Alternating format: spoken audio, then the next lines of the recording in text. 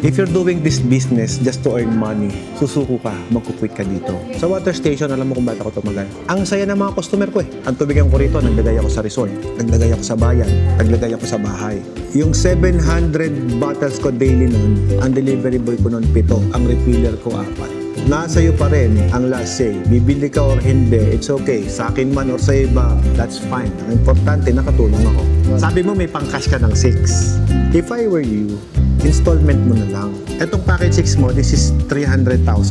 Ngayon, itong 7, 408,000. Iles mo yung 300,000 na cash, 108 lang siya. Ang sinasacrifice nyo po, quality eh. Mas malaki po ang filtration system nito. This is 35 level of filtration.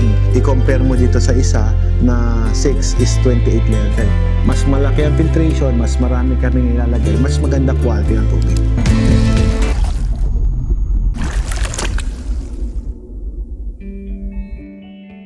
Sabi nga nila, nakikita ko naman sa comment section eh. Ang yumayaman dyan, yung mga gumagawa, kami daw. Which is technically mali. Kasi ganito yan eh. Pag binentahan kita ng quality machine, ang tanong kailan pa masisira yan. Yung ibang kliyente ko, 5 taon, 3 years pa, 2 years pa. May warranty pa yan, boss. Ngayon, ito yan. Sabihin mo nang tumubo ako sa'yo ng 50 mil. May mga manpower tayo, may panapasahod tayo. Kumita ako sa 50 mil isang transaction. Kailan ka pa bibili ulit sa akin? Baka hindi na. Di ba? Yung dalawang dito, ilang taon ko ng kliyente, bumili ba ulit? Hindi, kasi satisfied na sa dalawa. Ngayon, boss, ito yan. Kumita ako sa kanila. Ngayon, ano yung ni-risk ko? Boss, computein mo yung kinikita ko monthly. Dati, sa lugar ko, kumikita ako dito, boss, 700 to 600 bottles daily. Magkano araw-araw yun? O, 21,000 daily ko, gross. Tanggalin mo yung kalahati, expenses ko. Magkano pa din? 10,500 daily. Multiply by 26. Ayan ang kinikita ko. Versus sa kinita ko sa'yo na 50 mil isang transaction. O, saan yung sinasabi nila na kami ang kumikita? Hindi. Kasi ang binigay ko sa'yo quality machine eh. Ang filter ko, magkano tubo ko? 20 pesos. Isang galon mong tubig lang yan, boss. Bumenta ka isang galon tubig, tapos. Ang customer natin, bumibili ng tubig araw-araw. At 20 pa ng 20 pesos. Yan. Ngayon ako, bibili ka sa akin ng filter once a month. Doon ako kikita ng 20 sa'yo. Paano kami umaasenso? O, sige, sabihin natin, paano kayo umaasenso? Ganito yan. Dinadaan namin sa dami. Kasi we supply nationwide eh. Medyo masakit sa ulo, kailangan eh. Kung baga sabi ko nga, if you're doing this business just to earn money, susuko ka, magkukwit ka dito. But if you're doing this business for a missionary, for a purpose, iba yun. Kahit minsan negative ka na, kahit minsan konti kinikita mo, masaya ka pa rin. There's always a joy. When you help someone, passion mo na yun eh. Parang tayo, boss, nagmotor lang tayo, mas komportable yung kotse. Nagmotor tayo, naka-aircon tayo sa kotse. Ba't ka nagmotor? Kasi nga, passion ko eh. Kahit nahirapan ako, nabasa ka ng ulan. Eh, yung kotse, di ka nabasa ng ulan. It's my way of how did I enjoy from point A to point B. Totoo niyan, hindi payamanan ang buhay natin. Pasayahan tayo ng buhay. Hindi na uso ngayon yung paramihan ng pera. Kaibigan tayo, hindi tayo maglulukuhan dito. Ang totoo niyan, boss, kahit gaano ka kayaman, pero kung ikaw stress naman, ang dami tayong problema. Walang kwenta yaman mo, boss. Wala akong pera, pero masaya buhay ko. Doon ako. Minsan, naiingit pa nga ako eh. Pagka nag-ride ako, pagsapot, punta ako ng ibang lugar. Simple ang bahay, pero ang saya. Kaya nga, ang challenge ko, boss, ito eh. Ang binibenta mo tubig. Tubig lang. Na-stress ka sa tubig lang na bibenta mo. Isang produkto. Ako, tanong mo sa akin, ilan na binibenta ko? 10 package, plus laundry, plus water station, plus swimming pool, plus ice, plus mga filter, plus pyesa. Ngayon, ang tanong ko sa'yo, boss, pagka nag-order ka sa akin ng isang package, kulang ng tangke, di ba stress na yon? Sa daming pyesang yan. O sabihin mo na tumubo ka ng 30% per pyesa, plus BRR mo. Magabay ka ng tax 12% eh. O sabihin mo na neto mo 20% per pyesa. O ngayon, yung stress nun, kaya mo ba? Kung hindi mo passion yan at hindi ka nasisiyahan dun sa kitang yun, masaya ka ba?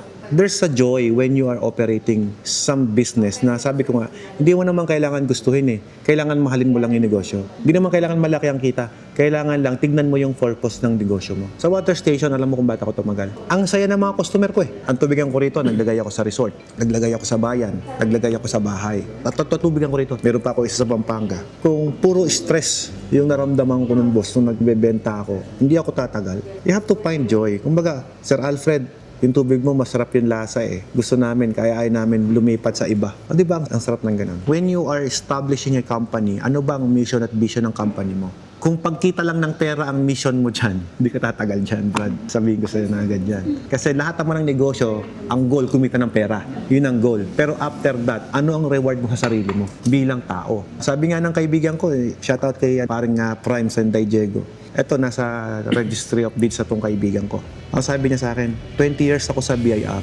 Ngayon, ang hirap ng mga tao na sinisingil mo tax. Sabi niya, hanggang kailan ba akong magiging ganito, kolektor ng tax? Ngayon, nandito kami, nakikisama ang mga tao, pero pag talikod mo, anong tingin sa'yo ng tao after?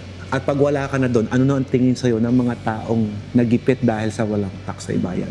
Kaya masaya siya ngayon. Bakit? Nasa registry of deeds na siya. Sabi niya, buddy, yung pangalan ko ngayon, wala nang kamatayan, immortal na. Kasi ang tinutulungan naman na ngayon na magkaroon ng tamang papel yung mga landowner. O masaya ngayon siya. Alam mo yun, sabi ko nga, sometimes you have to find joy when you are doing this business, kahit mahirap. Mahirap talaga ang water station kung hindi mo gusto. Eh kung ikaw, sanay ka na, for example, yung OFW nanay mo, magulang mo, nakaganyan ka lang, hindi naghahanap buhay, hindi para sa iyo tubigan. Kung ba't binabanggit ko yung mga bagay na to sa water station, kino-condition ko kayo na, mahirap kasi yung negosyong to, kasi pinapasok mo serbisyo. It's a public service. Pag nagpa-deliver tubig, Don, deliver ito tubig, nauna. Order ng 2 tubig, nauna. Kakatawag lang yun. Pagdaling mo, gamadali ka, galit pa pagdating. Experience ko yan. Bago ko nagbenta ng mga makina, naging water station owner muna ako. So lahat ng experience dyan, kung saan kanina nakawan ng tauhan mo, at sinulusyonan ko naman na yun. That's why yung mga bumili sa akin ng makina na tinuruan namin, eh hindi makapangupit yung mga tauhan niya. Kasi alam ko yung butas eh. Ang sample ko sa'yo, ma'am, dito sa amin sa Alcala, nag-deliver ka dyan sa Santo Tomas, ilang oras ang biyahe papunta dyan? 30 minutes. Sabihin mo na 1 hour nakabalik na yan. May mga tauhan ka dyan, mga 2-3 oras yan, hindi pa nakakabalik yan. Hihingan mo palagi sila ng written report. Anong dahilan? Bakit di ka nakabalik?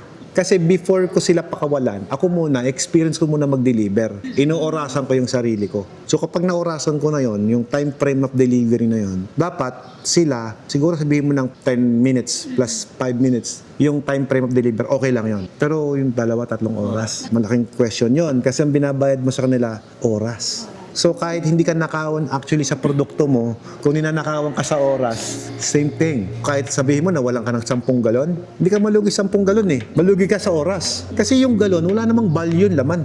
Sabihin mo na ang laman ng galon, piso. Yung laman hindi yung basyo Kung nawalan ka ng 10 container, nalugi ka lang ng 10 piso. Pero kung yung tauhan mo, si doon sa, teka, atak tayo, Mobile Legend na pre. Nag-loots ka na ba? Naubos na yung 2 oras. Kasi yung motor nakapark doon somewhere sa lilim ng akasya. Yun ang point ko. Ngayon, computein mo, magkano kada oras nila. Sabi mo na 550, i-divide mo na lang yan sa 8 hours. So, 68 pesos kada oras niyan. Kung 2 hours, magkano na yan? Versus doon sa missing container na ini-inventory mo. Kaya yung iba, sabi na, yung tubigan namin, hindi ko makita. Hindi kasi nagpapanakaw ka eh. Hindi ka lang ninanakawan sa oras, ninanakawan ka pa sa benta.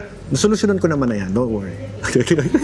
I'll set your market, I'll set your quota. Kunyari, ikaw, 100. Basta makisandaan ka sa akin, kahit hindi ka na mag-deliver ng okay na ako doon. Asaya na ako sa 100 mo. Kahit 4 hours ka lang nagtrabaho sa akin, babayaran kita ng buo. Kahit half day ka lang. Sample ang tubig natin 30 pesos. Multiply mo sa 100. Ang kinukompute natin 3,000 kada tao. Magkano pa sahod mo? 500. Sabihin mo na, less 500. O may 2,500 na remit sa'yo yung tao, yung delivery boy mo. O paano ka na nakawan dyan? Happy pay tauhan mo, half day lang, sumweldo ng buo. Ikaw may 2,500 ka, malinis. Ganun lang kasimple yun. Iyon ang paraan ng palakad ko. Yung iba, syempre, kanya-kanyang diskarte. Pwede niyong gayahin. Kaya nga sinishare ko po kung paano. Kapag ka nag-200 galon ako, delivery boy ko 2 na. Yung 700 bottles ko daily nun, ang delivery boy ko nun 7, ang refiller ko 4. Magkaiba yun eh. Kasi madami, 700 bottles, refillan mo, kakargahan mo yun. So kailangan nila manpower mo sa loob. Yung refiller mo kawawa. Kaya sila ang binibigyan ko incentive, hindi yung delivery boy. Sugot-sugot dito yan, Brad. Tsaka sila yung kailangan mong alagaan. At sabi ko nga sa kanila, sakit sa ulo delivery boy namin. Kasi mali, ang inaalagaan yung delivery boy. Ang alagaan mo yung refiller mo. Kahit kayo, sigurado bago kayo pumunta rito, ang idea nyo agad, delivery boy ang dapat alagaan. Tama? Alagaan mo refiller mo, tsaka sekretarya mo. Kasi pwede kayo sabotage ng refiller. Yung delivery boy, kaya ka lang nakawan yan. Pero ang refiller mo, pwede kayo sabotage niyan. Maglagay lang ng something na dumi doon sa loob ng galon mo yan, nasabotage ka na niya.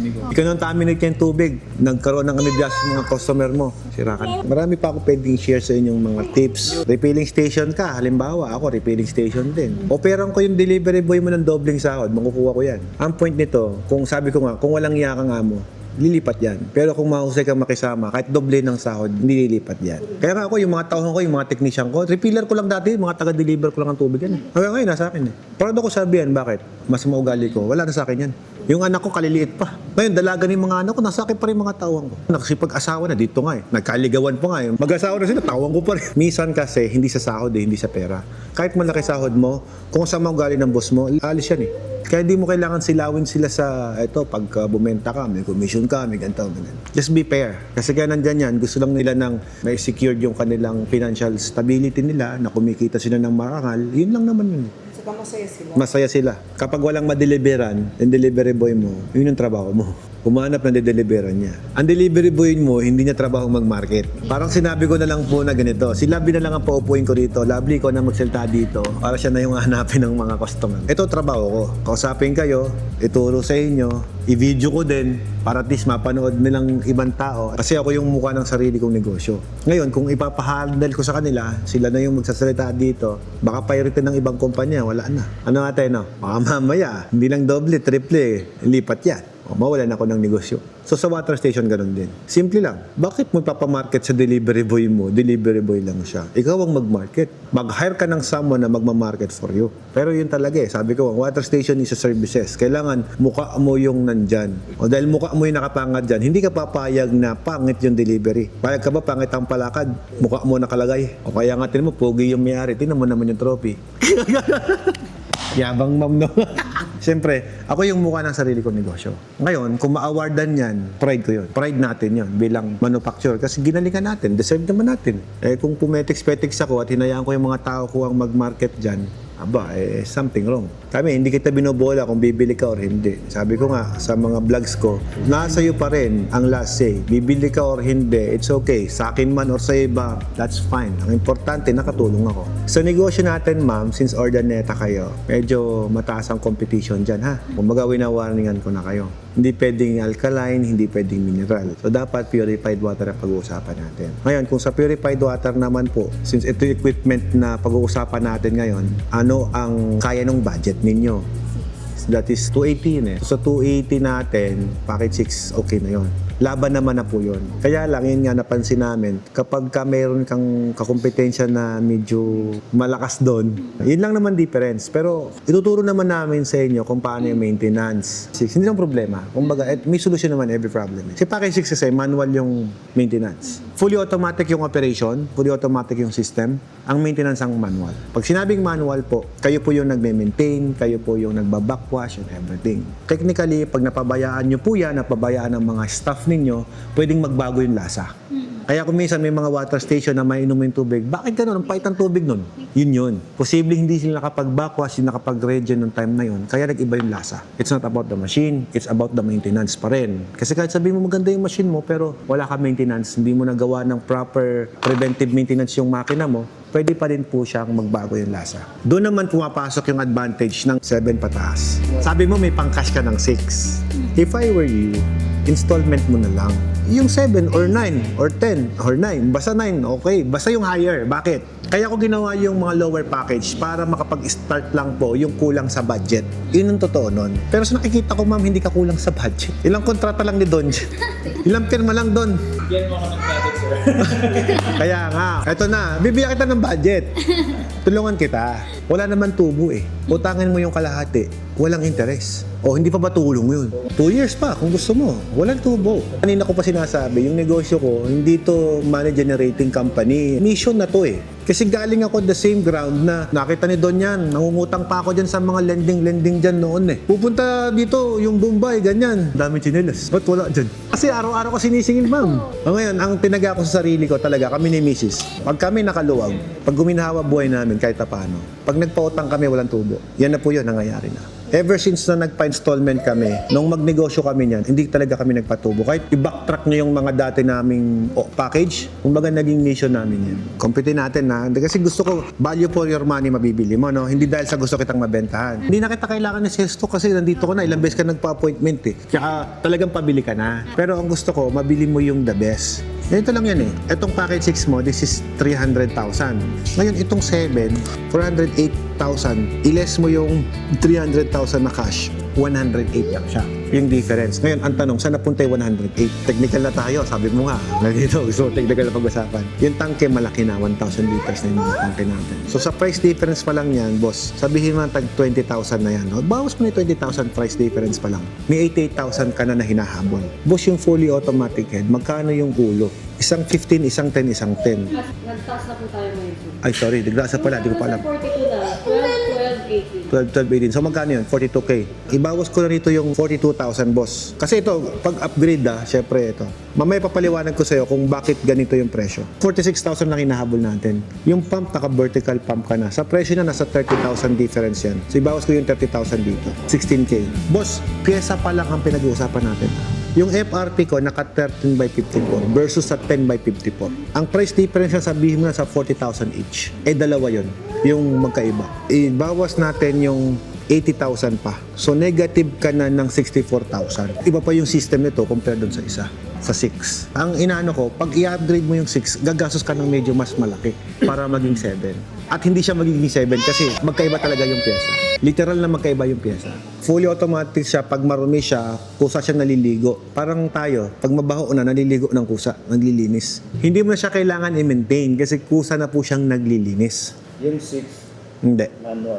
Kaya yun siya sabi ko na kapag napabayaan niyo po yung maintenance, pwedeng magbago yung lasa. At the expense of 108,000, sinacrifice niyo po yung oras ninyo. Pinag-uusapan po natin dito yung oras niyo eh. Gaano ba kahalaga oras mo, boss? Kamukha ba kayo ng iba na ginto ang oras? Kasi syempre kayo po, meron kayong mga ibang ginagawa sa buhay ninyo eh. 'Di ba? Meron kayong mga ginagawang negosyo pa or pinagkakaabalaan. Bakit mo aabalaan yung sarili mo na mag-maintain, mag-backwash, maglinis? Samantalang pwede naman palang bilhin mo yung fully automatic na. Gaano ba ka-importante sa iyo tinatawag na comfort? Kung importante sa iyo yung comfort, what is 108,000? Ang sinasacrifice nyo po, quality eh. Mas malaki po ang filtration system nito. This is 35 level of filtration.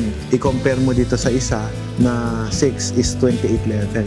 Mas malaki ang filtration, mas marami kaming ilalagay, mas maganda quality ng tubig. Yun lang naman natutunan. Pero either way, kahit anong bilhin mo dyan, okay lang. Kumbaga, hindi kita pipilitin na bilhin mo to kung talagang pang-package 6 lang yung budget. Okay lang yun. O kaya gusto mo ganito, bigay mo sa akin yung 198,000, yung kalahati ng 300 mo, gawin mo na lang pang-capital mo pa sa building, sa galon, and everything na mayor's permit and whatsoever. Nakaikot ka pa. Mas malaki ang chances nakikita itong isa kahit itinerms mo siya compare sa binigla mo sa unang buwan, okay yung lasa. Pag napabayaan mo yung maintenance, nagbabago lasa. Hindi ko sinisiraan sarili kong produkto ko yan eh. Kaya lang kasi sabi ko nga, kaya ako ginawa itong machine na to para sa mga kulang pa yung budget. Ano yun, sir? 198. Oo, 198 lang oh. Tapos installment yun. Installment yung another 198. Peprenda sa akin ni Don yung ORCR ng motor niya. Best pa joke. Uy, Vespa. Huwag daw yung Vespa. Ikaw naman, ma'am. ORCR lang naman. Don't worry, hindi ko ini-encumbered yan. Pag di namin na-produce ito, sir, balik mo yung produkto ko. Hindi ako pa ng solar dati. Pero sir, nung nasubukan ko, okay pala. Ang isa sa pinaka-objective ko is dapat kikita ka. Lahat po ng mga kliyente ko na bumili ulit ng another machine, yung mga bumili ng package 9. Mindset ng mga Pinoy yan eh. Pag sobrang mura, there's something wrong. Pag mahal, uy, premium to. Ma'am, maraming mga illegal na gumagawa ng deep well. Wala sa process.